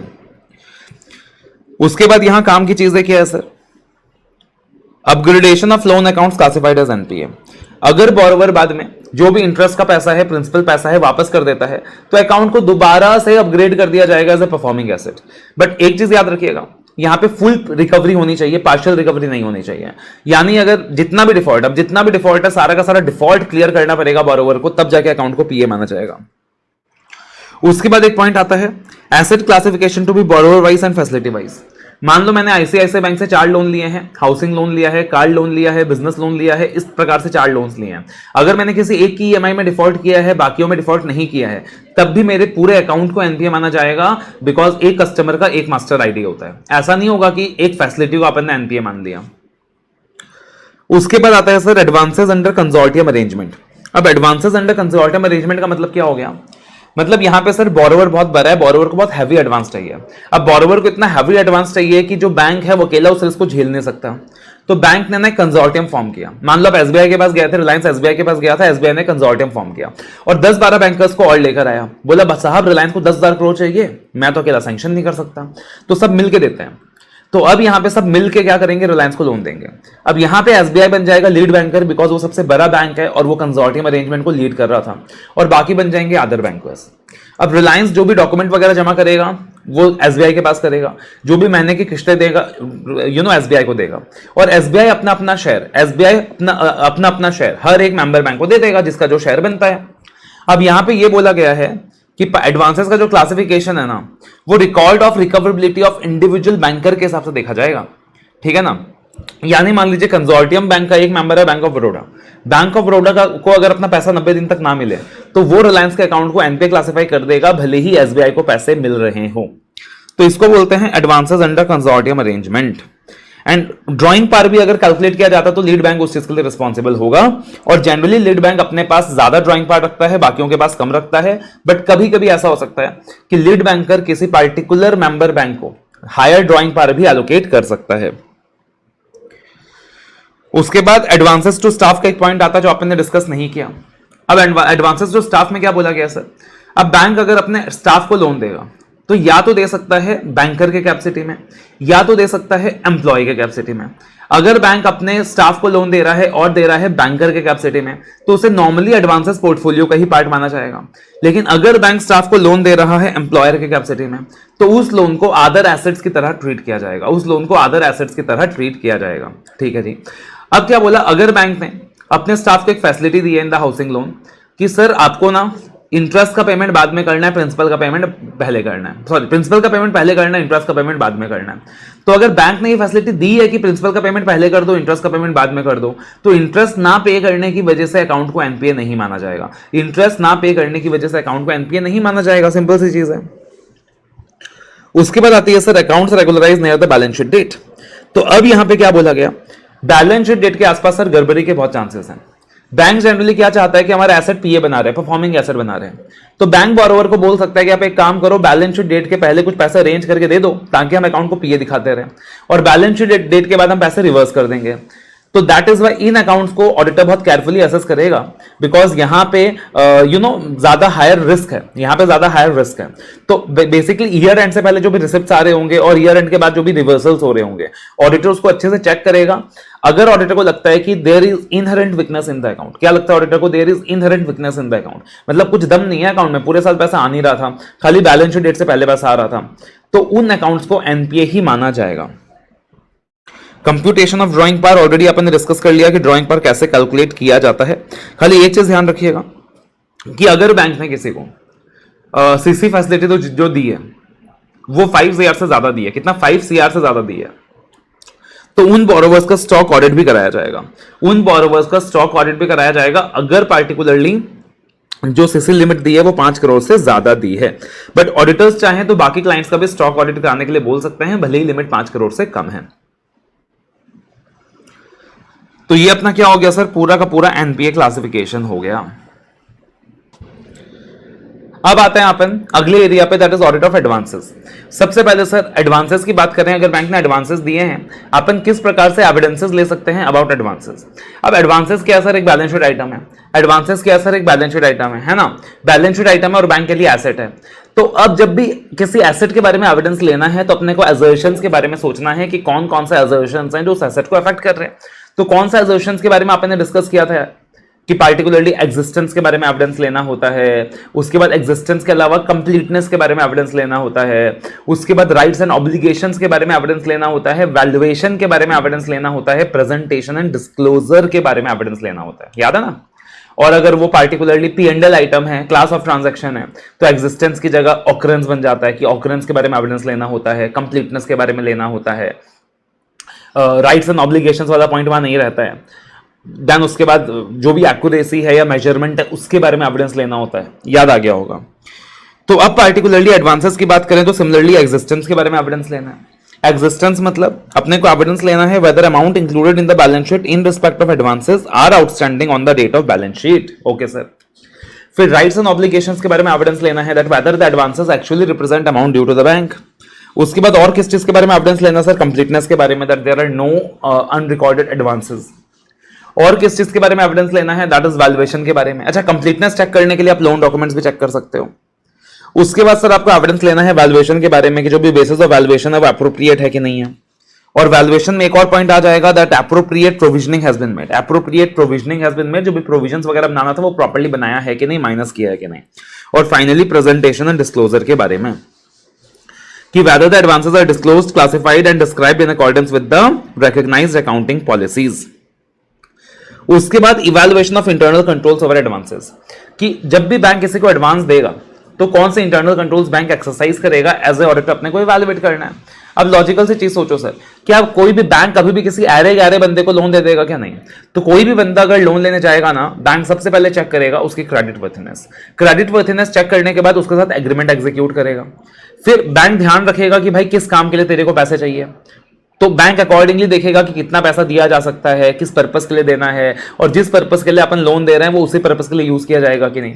क्या बैंक बदले में सिक्योरिटी लेगा? जी हाँ, बैंक बदले में सिक्योरिटी लेगा। सिक्योरिटी लेकर पूरा लोन दे देगा या मार्जिन माइनस करेगा? सर मार्जिन माइनस करेगा। एकदम लॉजिकल से चीज है, एकदम लॉजिकल से चीज है, ठीक है।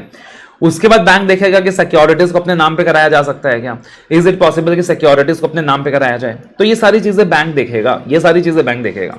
अगर बोरोवर अपने गुड्स के अगेंस्ट लोन ले रहा है और गुड्स बैंक को ही देके आ रहा है, बोरोवर अपने गुड्स के अगेंस्ट लोन दे रहा है और गुड्स बैंक को ही देके आ रहा है, then in that particular situation bank को देखना पड़ेगा यार जो गुड्स मिले हैं वो सही कंडीशन में मिले हैं कि नहीं, सही कंडीशन है कि नहीं है, गुड्स प्रॉपर है कि नहीं है, गुड्स बराबर है कि नहीं है। पता चला सारा डैमेज माल बैंक को पकड़ा दिया और बाद में बैंक को ही उल्टा ब्लेम कर दिया कि यार देखो मैंने तुम्हें तो इतने का माल दिया था और तुमने मेरा माल खराब कर दिया।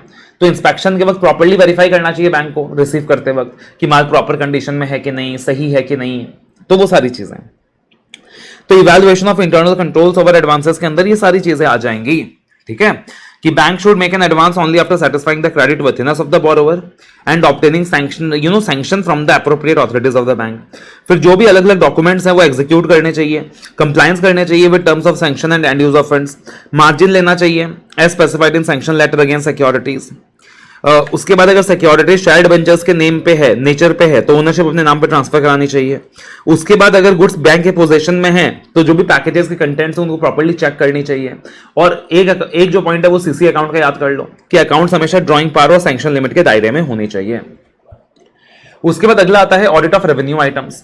अब रेवेन्यू आइटम्स की बात करें सर तो section 29 of banking regulation act के अंदर फॉर्म बी के अंदर हमने देखा था P&L अकाउंट का प्रिपरेशन। अब इसके अंदर दो इनकम्स होती हैं बैंक की, या तो बैंक इंटरेस्ट कमाता है या तो बैंक अदर इनकम कमाता है। तो बेसिकली जो भी अलग अलग प्रकार का बैंक इंटरेस्ट कमाता है या commission income, discount income earn करता है, वो सारा इंटरेस्ट अर्न की कैटेगरी में आता है, एदर द इंटरेस्ट इनकम और द डिस्काउंट इनकम। बट अगर हम बात करें कमीशन की, ब्रोकरेज की, लैंड इन्वेस्टमेंट बेचा, म्यूचुअल फंड्स बेचे, प्रॉफिट कमाया, रिवैल्यूएशन हो गया, डिविडेंड्स मिल गए, अगर इन सारी चीजों की बात करें तो वो अदर इनकम में आता है। अब सर एज ए ऑडिटर हमें क्या क्या देखना है, तो हमें यहां पे छोटी मोटी चीजें देखनी है। सबसे पहले अपने को यह देखना है सर कि आरबीआई का डायरेक्शन है कि अगर कभी भी कोई income 1% of total income of bank exceed करती है, ठीक है ना, 1% ऑफ टोटल इनकम एक्सीड करती है, तो उसका रिकॉग्निशन एक्रुअल बेसिस में होना चाहिए एज पर AS9।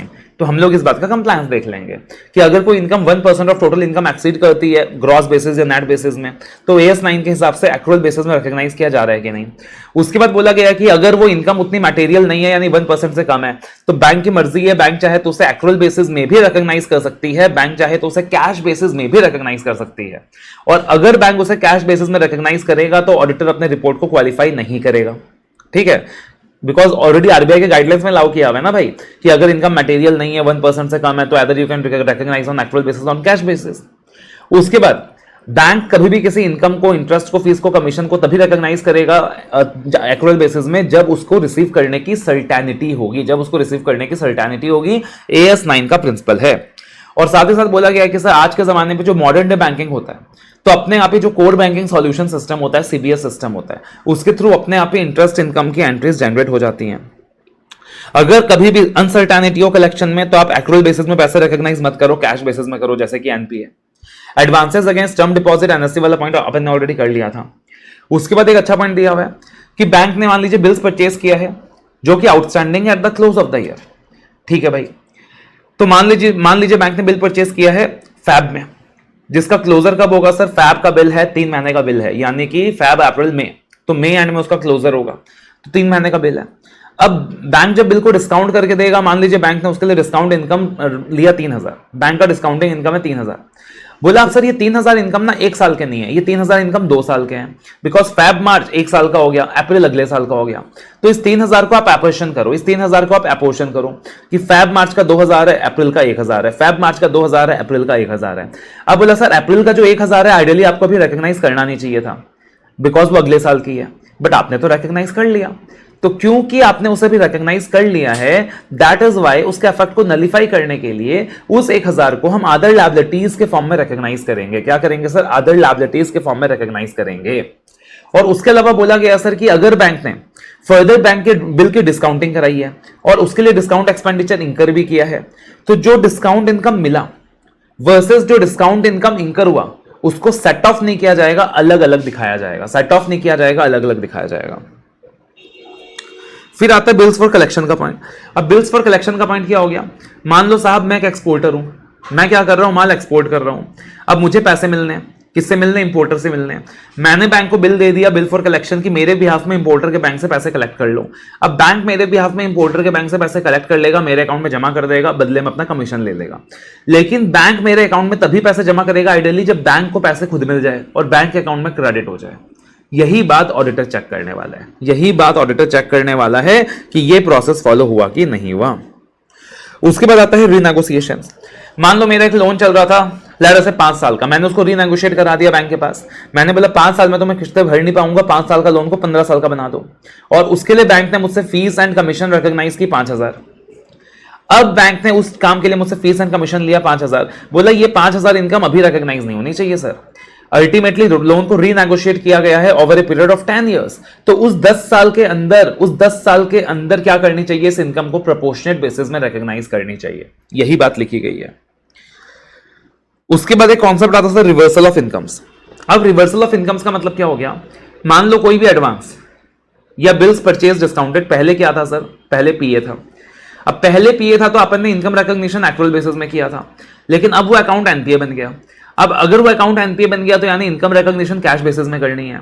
अब ऐसा भी कुछ पैसा होगा, ऐसा भी कुछ इंटरेस्ट होगा जो प्रैक्टिकली एक्रियू तो हो गया था, आपन ने इनकम अकाउंट में रिकॉग्नाइज भी कर लिया था बिकॉज उस वक्त पीए था, लेकिन अब वो एनपीए बन गया है। तो बोला साहब उसे आप रिवर्स कर दीजिए, बिकॉज अब वो एनपीए बन चुका है। तो अब उसे आप क्या कर दीजिए? रिवर्स कर दीजिए। आप सिर्फ उसी इनकम को इनकम अकाउंट में बुक करके रखिए जिसका पैसा मिल चुका है। अगर पैसा नहीं मिला है, सिर्फ इंटरेस्ट एक्रियू हुआ था, इनकम अकाउंट में रिकॉग्नाइज हुआ था बट पैसा नहीं मिला था, आप उसे रिवर्स कर दीजिए। और अगर उसी पार्टिकुलर एसेट से आपको कुछ फीस मिल रही है, कमीशन मिल रही है, सिमिलर इनकम, आप उसे भी रिवर्स कर दीजिए। या फिर पिछले साल आपने किसी इनकम को गलती से रिकॉग्नाइज कर लिया था, उसे इस साल दोबारा रिवर्स कर दीजिए। पिछले साल आपने किसी इनकम को गलती से रिकॉग्नाइज कर लिया था, उसे रिवर्स कर दीजिए या फिर उसका प्रोविजन बना लीजिए। सेम चीज, सेम सिनेरियो दिया हुआ है कि साहब पहले क्या था? एसेट पीए था, अब क्या बन गया? एनपीए। तो जो इनकम ऑलरेडी आप रिकॉग्नाइज कर चुके हो बट पैसा मिला नहीं, आप या तो उसको रिवर्स कर दीजिए या उसका प्रोविजन बना दीजिए।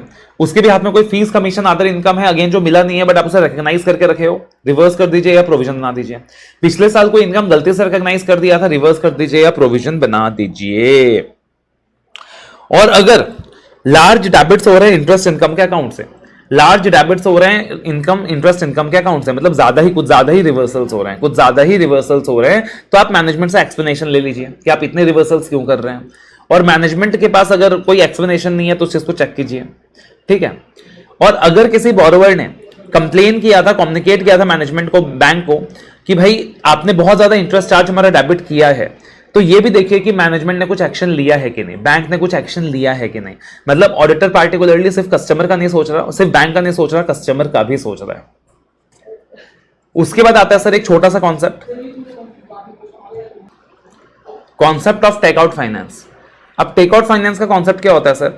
मान लीजिए लेटर से एक कंपनी को ना इंफ्रास्ट्रक्चर लोन चाहिए।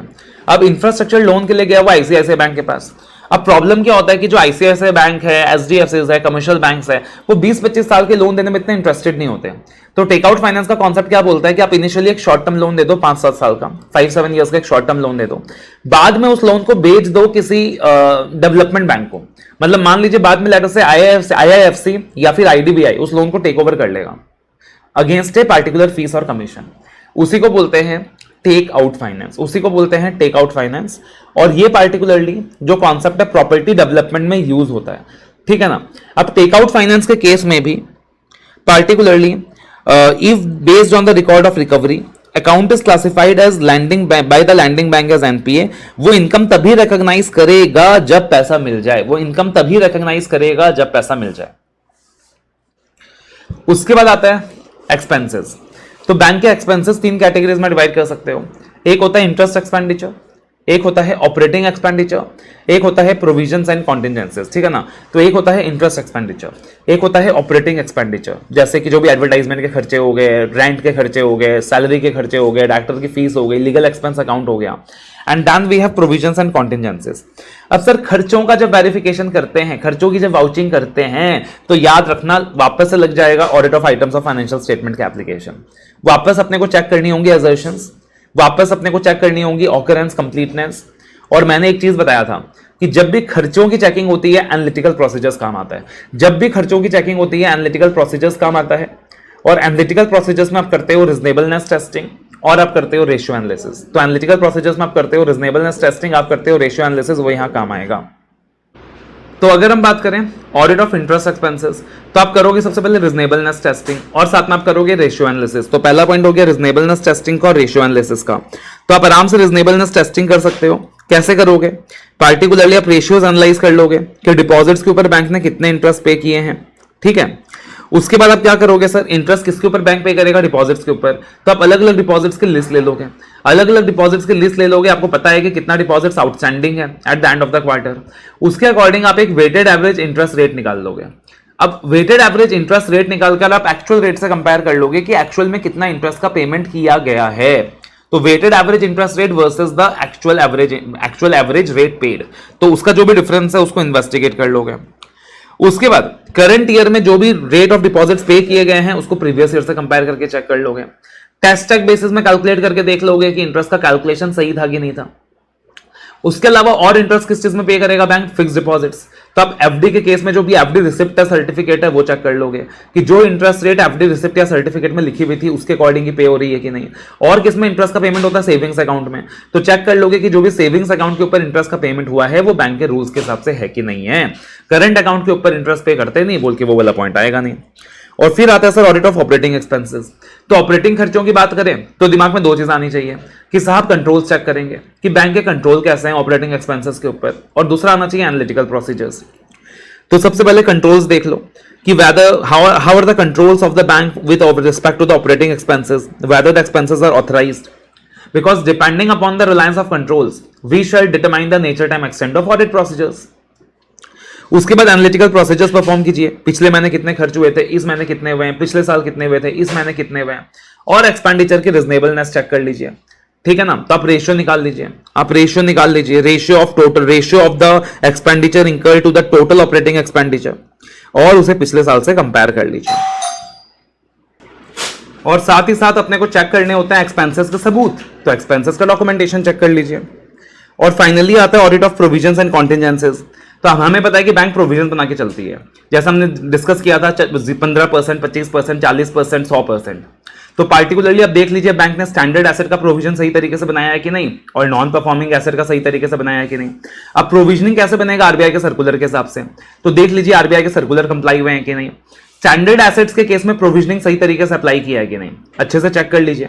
एक बार लोन को बढ़िया से चेक कर लीजिए सैंपल बेसिस में कि कहीं ऐसा तो नहीं कि नॉन स्टैंडर्ड एसेट को स्टैंडर्ड एसेट दिखा रखा है और फिर नॉन स्टैंडर्ड एसेट के ऊपर स्टैंडर्ड एसेट का प्रोविजनिंग लगा रखा है। ब्रेकअप ले लीजिए मैनेजमेंट से कि आपके पास आपके कितने स्टैंडर्ड लोन्स हैं, आपके कितने एनपीए हैं, उसको लेजर से मैच करके देख लीजिए। तो बैंक से क्या कर लीजिए, ब्रेकअप ले लीजिए, लिस्ट ले लीजिए, कितने स्टैंडर्ड लोन्स हैं, कितने एनपीए हैं, लेजर से मैच करके देख लीजिए। और उसके अलावा प्रोविजंस कौन सा अकाउंटिंग स्टैंडर्ड के हिसाब से बनाना होता है, AS 29 के हिसाब से। तो AS 29 के साथ कंप्लायंस इंश्योर कर लीजिए। और कौन से प्रोविजन बनाने होते हैं, प्रोविजन फॉर टैक्स। तो हम लोग क्या कर सकते हैं सर, रिकम्प्यूट करके देख सकते हैं प्रोविजन फॉर टैक्सेशन, बिकॉज अपने को इनकम टैक्स एक्ट की नॉलेज है, अपने को स्लैब रेट्स की नॉलेज है, अपने को अलाउंसेस डिसअलाउंसेस की नॉलेज है। तो अपन रिकम्प्यूट कर सकते हैं provision for tax and accordingly tally करके देख सकते हैं, ठीक है ना। एक छोटा सा कॉन्सेप्ट और आता है, मेमोरेंडम अकाउंट।